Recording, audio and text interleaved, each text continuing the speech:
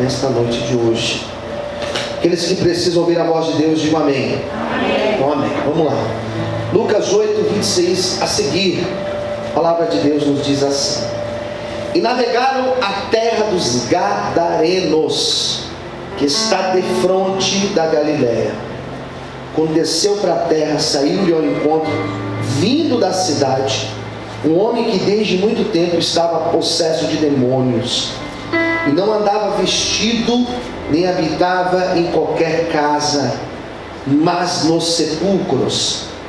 E quando viu a Jesus, prostrou-se diante dele, exclamando e dizendo com alta voz: que tenho eu contigo, Jesus, Filho do Deus Altíssimo? Peço-te que não me atormentes. Porque tinha ordenado ao espírito imundo que saísse daquele homem, pois já havia muito tempo que o arrebatava, e guardavam-no preso em grilhões e cadeias, mas quebrando as prisões, era impelido pelo demônio para os desertos. E perguntou-lhe Jesus, dizendo: qual é o teu nome? Ele disse: Legião, porque tinha entrado nele muitos demônios, e rogavam-lhe que não mandasse para o abismo. E andavam pastando ali no monte uma manada de muitos porcos, e rogaram-lhe que lhe concedesse entrar neles, e concedeu-lhe. E tendo saído os demônios do homem, entraram nos porcos, e a manada precipitou-se em um despenhadeiro no lago e afogou-se. E aqueles que os guardavam, vendo o que acontecera, fugiram e foram anunciá-lo na cidade, nos campos, e saíram a ver o que tinha acontecido, e vieram ter com Jesus, e acharam então o homem de quem havia saído os demônios, vestido em seu juízo, assentado aos pés de Jesus, e temeram. E os que tinham visto contaram-lhes também como fora salvo aquele endemoniado. E toda a multidão da terra dos Gadarenos e ao redor lhe rogou que se retirasse deles, porque estavam possuídos de grande temor. Entrando ele no barco, voltou. E aquele de quem havia saído os demônios rogou-lhe que deixasse estar com ele. Mas Jesus o despediu, dizendo: torna para a tua casa e conta quão grandes coisas te fez Deus. E ele foi apregoando por toda a cidade quão grandes coisas Jesus lhe tinha feito. Todos digam amém. Amém. Senhor, fala conosco nesta noite. Revela a tua palavra aos nossos corações. Nós precisamos ser ministrados por ti. Venha, Senhor, falar com todos aqui presentes e também com aqueles que assistem. Usa-me, Senhor, como instrumento em tuas mãos, em nome de Jesus. Amém. Você pode aplaudir Jesus com bastante força e alegria? Amém? Sem planejar, eu faço a quarta ministração hoje. Eu não tinha preparado isso, mas essa é a quarta ministração que eu estou fazendo nesse mês de julho, falando sobre demônios, falando sobre o espírito mau. Eu estive ministrando no primeiro domingo, falando sobre as 5 grandes mentiras do diabo. Não sei se você se recorda, mas eu falei das mentiras que o diabo conta e engana as pessoas. Eu falei de 5 grandes mentiras.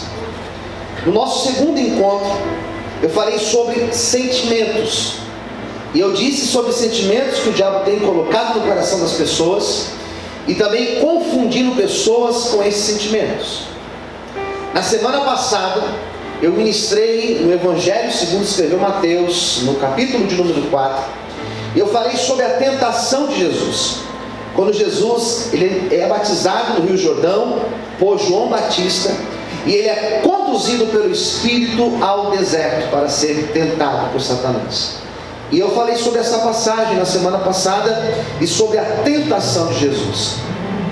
E ontem eu fiquei pensando, e agora? O que eu posso ministrar? Eu já estou ansioso para falar sobre a grande tribulação, juízo final. Mas antes eu preciso preparar algo. E na hora me veio esse desejo de ministrar esta palavra que eu acabei de ler para vocês, que é a passagem conhecida como o endemoniado gadareno. Não sei se você conhece essa passagem, acredito que sim, porque ela é bem conhecida.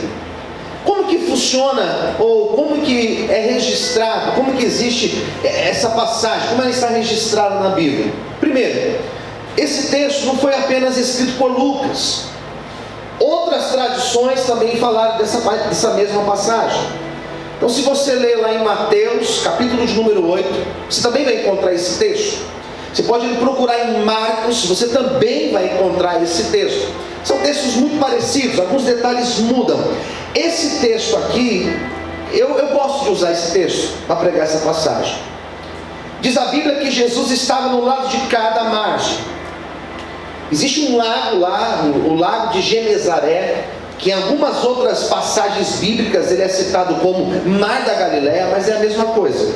Lago de Genezaré e Mar da Galileia é o mesmo local, geograficamente dizendo. Jesus estava no lado de cá. E diz a Bíblia que ele chama os discípulos, os 12, para que eles fossem para o outro lado da margem. E aconteceu aquela passagem, quando Jesus estava com os discípulos, e levanta uma grande tempestade, Jesus estava dormindo, e o barco quase naufraga. Essa passagem é conhecida. Diz a Bíblia que uma tempestade levanta, a água começa a entrar no barco, os discípulos ficam desesperados e falam: Jesus, socorro! Nós vamos perecer, não te importas?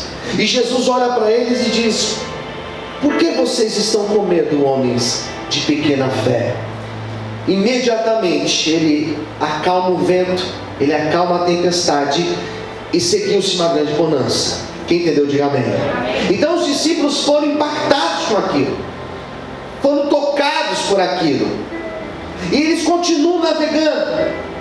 E eles chegam na outra parte do Mar da Galileia. Jesus até aquele momento não tinha revelado para eles o que eles fariam no outro lado, porque aquela região do lado de lá é uma região onde algumas cidades elas são tomadas de gentios. Jesus chega naquele lugar, não revela aos discípulos o propósito que eles estavam ali, mas eles começam a caminhar. E é uma caminhada longa. Eles caminham 10 quilômetros em rua de terra, de pedra. São 10 quilômetros debaixo de um sol intenso. E eles chegam numa província, num lugar pequeno chamado Gandara. E quando eles chegam em Gandara, era uma região de gentios. Ali não eram judeus, ali era uma população de gentios. E todas as vezes que Jesus entrou na região de gentios, ele sempre fez coisas maravilhosas. Percebe que quando Jesus foi em Samaria, ele se encontrou com a mulher samaritana, e os discípulos não compreendiam por que ele estava em Samaria. Foi a mesma coisa em Gandara. Quando Jesus chega naquele lugar, os discípulos não compreendem, porque ali era uma região de gentios, não eram judeus que estavam ali. E a mentalidade dos judeus, para quem não sabe, a mentalidade dos judeus sempre foi uma mentalidade exclusivista. O que é uma mentalidade exclusivista? É acreditar que somente o judeu será salvo. Existem grupos religiosos que são exclusivistas, que dizem: somente nós seremos salvos, somente quem é da minha religião será salvo, somente quem frequenta a minha igreja será salvo. Se você chegar para um testemunho de Jeová e perguntar quem será salvo, eles vão dizer que existem 144 mil testemunhas de Jeová que serão salvos, que vão morar nos céus, e os demais que serão salvos serão apenas os testemunhas de Jeová. São exclusivistas. Existem igrejas que se chamam evangélicas, que também são exclusivistas. Somente nós seremos salvos. Eu não tenho essa pretensão. Eu acredito que Jesus tem um plano de salvação para toda a humanidade. Quem entendeu, diga amém. Então, quando Jesus chega em Gandara, os discípulos: opa, mas o que nós estamos fazendo aqui? Aqui é um lugar estranho. Eles cultivavam porcos. Judeu não cultiva porco. Por quê? Porque na cabeça de um judeu, quando eles leem Levíticos dizendo que o porco é um animal impuro, eles não consomem carne suína. E naquela região de Gandara, eles cultivavam porcos, era normal para eles. E Jesus chega naquele lugar, 10 quilômetros de distância, todo mundo cansado. Para fora da cidade sempre existiam cemitérios. Cemitérios não ficavam dentro da cidade, eles ficavam fora dos termos da cidade, geralmente fora do muro da cidade. Em Gandara não era diferente. Existia um cemitério lá de fora, e naquele cemitério morava um homem. A Bíblia não mostra o nome dele aqui, mas a Bíblia diz que esse homem, ele era terrivelmente possesso por demônios. E Jesus, quando chega em Gandara, ele não queria entrar em Gandara, ele queria se encontrar com aquele homem. Quem entendeu, diga amém. Ele queria ter um encontro com aquele homem. E aqui eu começo a pregar, queridos. Até agora foi a introdução, agora eu começo a pregar, porque eu olho para esse texto e eu pego esse texto e é impossível não ligar com outros textos, porque nós temos várias passagens de pessoas que foram até Jesus, de um cego que clamou para Jesus, de alguém que tinha um problema com o filho e foi até Jesus. Nós temos passagem de um centurião pedindo ajuda para Jesus. Nós temos a passagem do filho pródigo que se arrependeu, caiu em si e voltou para a casa do pai. Mas esse texto, ele tem um movimento inverso. Esse texto é Jesus que vai até o homem. Posso ouvir um amém, queridos? Esse texto é aquele pastor que larga, que deixa as 99 ovelhas e vai atrás da ovelha perdida. Esse texto é a representação daquela mulher que perdeu a dracma e ela procurou na sua casa inteira até encontrar. Esse texto ele é diferente, porque ele mostra que Jesus foi atrás de alguém que estava perdido. Esse texto mostra que Jesus foi até uma cidade de Gandara. Ele andou de barco, ele andou 10 quilômetros a pé, debaixo do sol, para se encontrar com esse homem e mudar a vida desse homem. Eu acredito nesse Jesus que pode visitar o presídio e resgatar alguém que está lá no presídio, que pode visitar agora uma UTI, que pode visitar alguém que está entubado e levar salvação para essa pessoa e cura. Eu acredito nesse Jesus que pode visitar alguém que está lá no outro lado da cidade de São Paulo, no outro lado do Brasil, no outro país. Ele pode visitar e resgatar. O Jesus que foi até esse homem, ele vai atrás daquele que está perdido, daquele que está cheio de demônios, e dá para ele uma nova vida. É esse Jesus que eu prego nessa noite, que vai te encontrar alguém e vai levar nova vida para essa pessoa. Você pode dar glória a Deus por isso? Aleluia! Glória a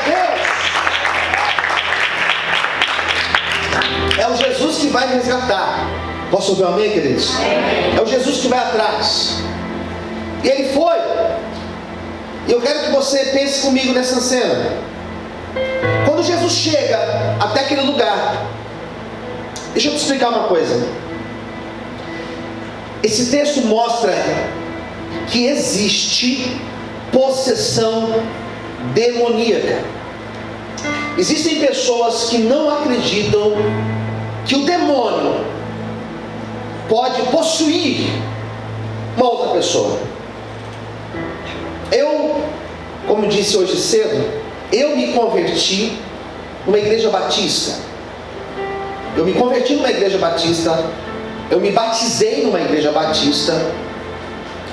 Mas eu, muito jovem, eu saí da igreja batista e eu migrei para uma igreja pentecostal.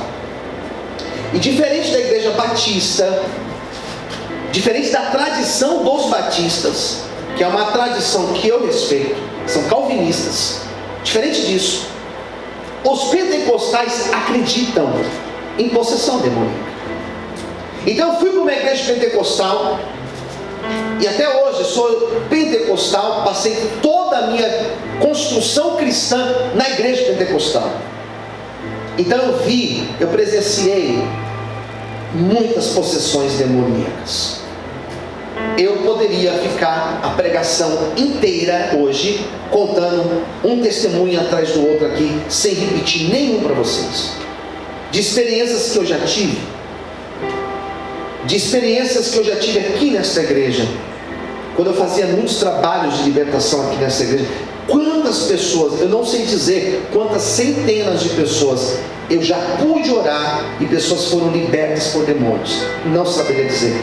Ou seja, eu acredito em possessão demoníaca, mas existem pessoas que não acreditam que isso possa existir. Acreditam que a pessoa possessa por demônios, na verdade, ela está com um quadro de esquizofrenia ou algum distúrbio psiquiátrico. Eu acredito na possessão demoníaca. Por que eu acredito? Porque eu já vi. Por que eu acredito na possessão demoníaca?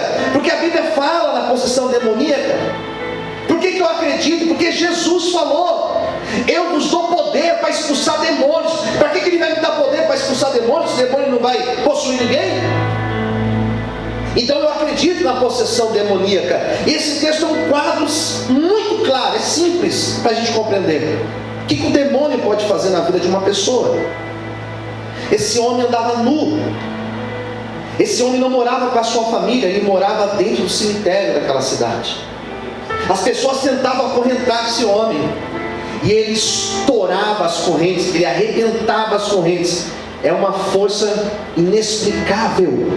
Se você já viu uma pessoa possessa por demônios, eu já orei por mulheres bem magrinha mesmo, que 5, 6 homens mais fortes do que eu não conseguiam segurar essa mulher. Uma força, não tem explicação. E para expulsar é só na autoridade do nome de Jesus. Jesus chegou naquele lugar, e quando Jesus coloca o pé na porta daquele lugar, daquele cemitério, aquele homem veio na direção de Jesus. Família destruída, nu, com seu cabelo grande, com aquela barba grande, todo bagunçado, todo desfigurado.